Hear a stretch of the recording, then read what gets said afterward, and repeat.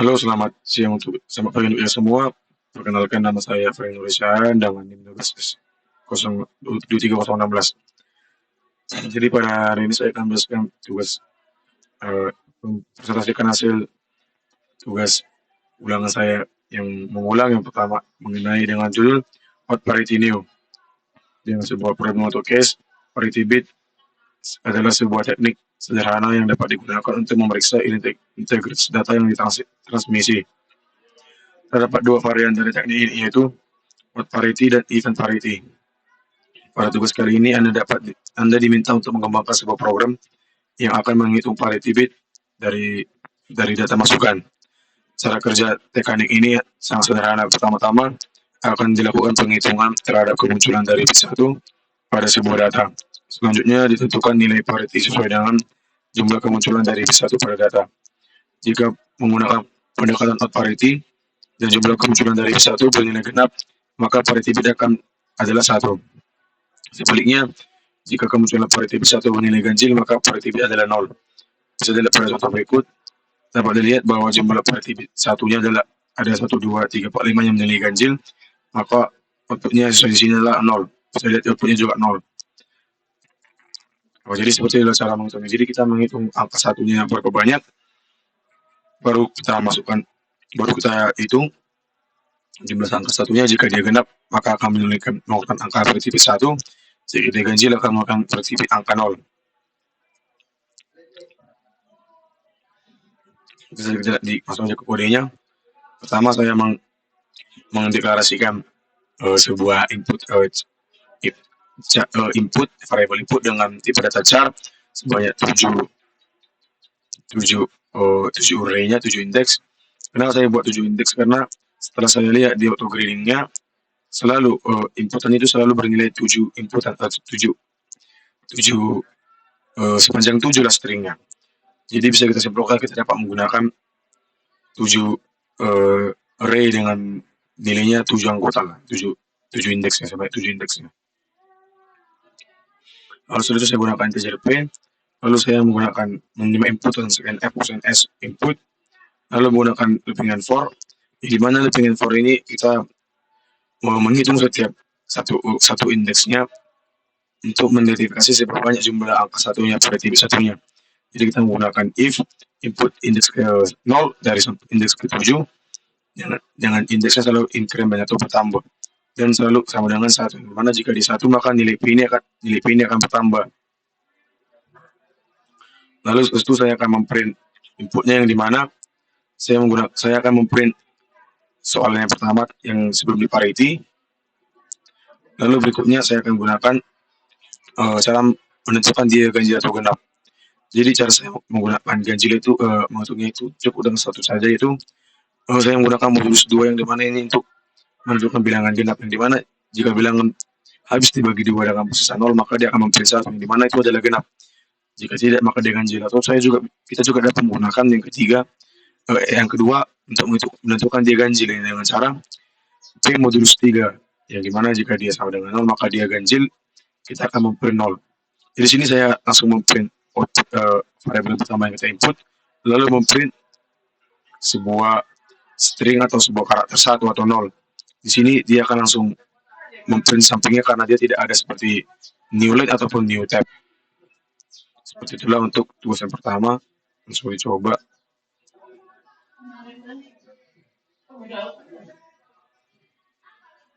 Misalnya kita akan mencoba yang pertama.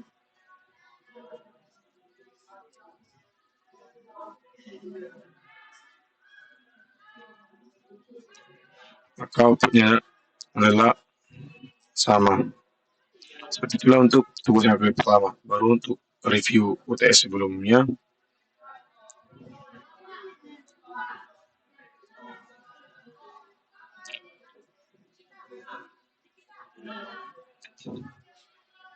Sama seperti tugas sebelumnya, kita diberikan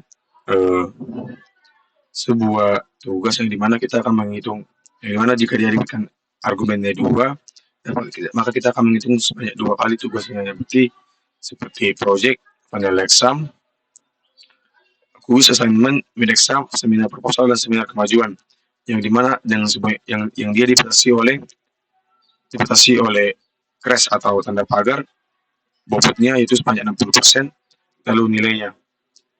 Baru seperti itulah, baru kita akan melakukan outputnya yang dimana kita mengganti crash menjadi semikolom atau titik koma, lalu kita akan menghitung dari nilai tersebut dan menentukan apakah dia pas atau enggak. Yang dimana nilai pas tadi sebelumnya adalah dia lebih besar sama dengan 50, dia akan pass atau lulus. Tapi jika dia lebih kecil daripada 50, maka dia akan fail. Seperti ini contohnya. JC, nama variabelnya, lalu A, 2, yang mana A ini 2 adalah sebagai kondisi atau argumennya. Lalu kita akan mempaste ini, project sama file exam, baru akan memprint kembali project file exam, nilainya, dan keterangannya pas atau enggak. Dapat kita lihat di sini, sama seperti sebelumnya, tapi di sini saya menambahkan dia menjadi sebuah struct dengan struct mahasiswa yang berisi char tax, char bobot, dan char nilai, yang dimana saya menggunakan dua dimensi array, yang dimana jika setiap satu array ini dia dapat menampung sebanyak 100 karakter. Jadi saya bisa menampung 100 menampung sebanyak 100 banyaknya karakter dengan berisikan masing-masing 100 karakter gitu. Terus saya menggunakan add perintah integer sama dengan 0, baru char pointer token, yang dimana untuk string, untuk string token, static, baru integer bobot ini untuk mengubah sebagai tempat nanti pengubahan nilai yang tadinya jadi char menjadi nilai integer. Float untuk nilai akhir, value juga. Lalu saya memanggil struct mahasiswa dengan menambahkan variabel M1. Lalu saya menggunakan add sama dengan atau argf1 ini artinya argumen 1, yang dimana saya mengubah argumen tadi menjadi variabel. Lalu for loopingannya untuk pemisahan. Jadi sinilah termasuk kita menerima inputan, ini juga menggunakan fdisk untuk menerima inputan spasi, dan juga disinilah pemisahannya yang menggunakan start. Inilah loopingannya. Jadi ini dia menggunakan dipisahkan oleh tanda pagar atau tanda crash, lalu dia akan di copy ke dalam M1 text ini, yang dimana M1 nya adalah variabel dari struct ini untuk mengakses tas 1, yang dimana karena dia string maka kita menggunakan string copy. Sama seperti sebelumnya kita ingin mengganti sebuah perintah menjadi 0 karena dia bukan menjadi variabel perintah lagi, karena sudah ada bagian dari inputannya sudah menjadi hilang. Lalu saya menggunakan string copy karena dia bentukannya string. Lalu untuk mengakses bobot 1 ini dalam F1 kita menggunakan dot. Lalu saya menggunakan bobot 1 sama dengan integer, sama dengan bobot 1 indeks GI, yang dimana sama dengan atoy untuk mengubahnya menjadi stringnya menjadi integer. Sama seperti yang ini juga, saya menggunakan atoy untuk mengubahnya dari ASCII itu integer. Lalu saya menggunakan looping for ini untuk nilai akhir, yang dimana saya menggunakan value sama dengan nilai 1 indeks GI dikali bobot kali indeks GI, lalu total indeks GI sama dengan value dibagi 100. Mengapa saya masukkan seperti ini? Karena ketika saya langsung menggunakan nilai kali bobot per 100, maka hasilnya tidak kurang presis, yang dimana saya mendapatkannya langsung dibelokkan kepada 0. Makanya saya memisahkan seperti ini supaya mendapatkan nilai yang presis seperti 0,8 atau 79,2 sesuai dengan output yang diharapkan.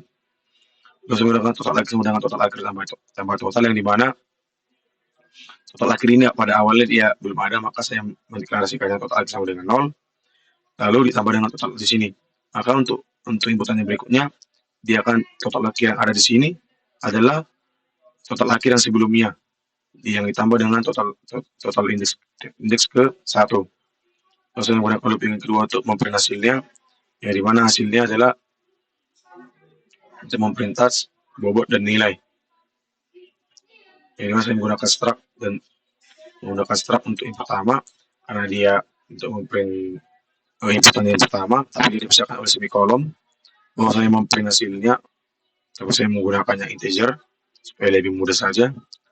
Lalu yang ketiga, saya untuk menentukan apakah dia pas atau enggak. Tapi sebelumnya saya memprint berapa total nilai akhirnya, lalu menggunakan percobakan if, yang mana jika dia lebih besar sama dengan 50, maka dia pas. Tetapi jika dia lebih kecil dari 50, maka dia fail. Langsung saja kita coba.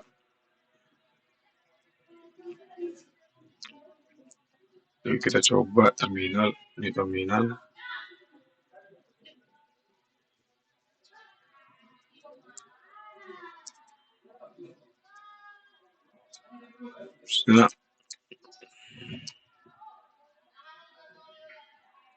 Setelah kita menggunakan yang 2 head kondisional, maka bisa kita tengok outputnya sama dan juga dia bernilai PES. Sekian dari presentasi saya ucapkan terima kasih. Adapun kesulitan yang saya alami ketika mengajukan tes ini adalah yang pertama, saya sudah paham betul bagaimana cara menggunakan strtalk, mengubah nilai menjadi integer, memisahkannya menggunakan strtoken, dan cara menggunakan struct dan mengakses membernya. Tapi sini saya juga mengerti cara menggunakan loopingan dan juga percabangan. Tetapi yang saya tidak tahu sebelumnya adalah saya tidak tahu cara mengubah argumen tadi, itu argumen dari sini, argumen menjadi sebuah integer. Di sini saya baru ketemu saya cukup menggunakan atoid, lalu argumennya indeks ke-1, itu ASCII itu integer. Di sini saya tahu bahwa saya menjadi dapatkan pengetahuan baru yang dimana saya bisa mengubah argumen tadi menjadi sebuah variabel. Sekian dan terima kasih.